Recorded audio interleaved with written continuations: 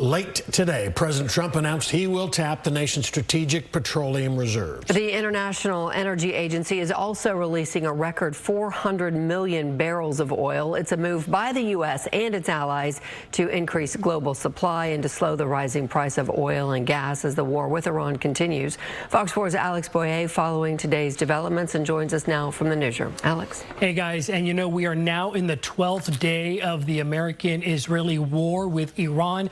And with no end in sight, it appears that the next phase of this conflict will be fought on the water. The U.S. military is zeroing in on the Strait of Hormuz, the narrow and contested shipping lane for a massive amount of oil and gas. New video released by the U.S. Central Command shows U.S. forces taking out at least 16 Iranian naval vessels.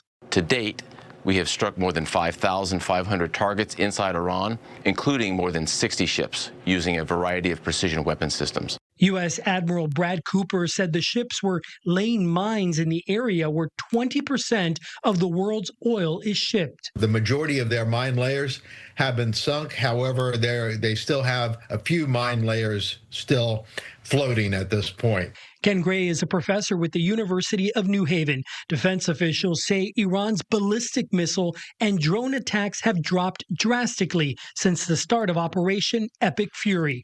But some reportedly attacked the international airport in Dubai. There were no reports of any deaths. Still, the ongoing war is impacting oil prices, international banking, and commercial air travel. As far as the world's economy goes, it's important for this to be over sooner rather than later. The conflict has made it extremely difficult for thousands of Americans trapped in the Middle East to get back home. We interviewed Otis Turner when he was stranded in Qatar.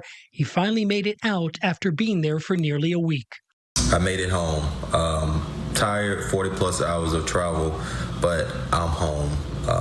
Back here in Dallas. Since the start of the war, 7 American soldiers have been killed and 8 seriously injured. In all, about 140 U.S. personnel have been injured in some way through the course of this campaign. Iran's new supreme leader was also injured early in the war, according to Israeli intelligence reports. He has remained out of view since he was installed. We don't know the extent of his injuries or the strength of his leadership circle, but to this point, there has been no sign of internal revolt. The president had made promises to the protesters there in Iran that we would have their back. And once we got underway with the war, he said, now it's up to you. It's up to the Iranian protesters that if they want regime change, it's up to them to effect that regime change. So President Trump this afternoon also elaborated that the U.S. military has taken out 31 mine layers in the Strait of Hormuz. We're also hearing that 4 people were injured in that Iranian drone attack at Dubai's international airport. The airport, however, remains open. Back to you. All right, Alex Boyer in the newsroom. Thank you.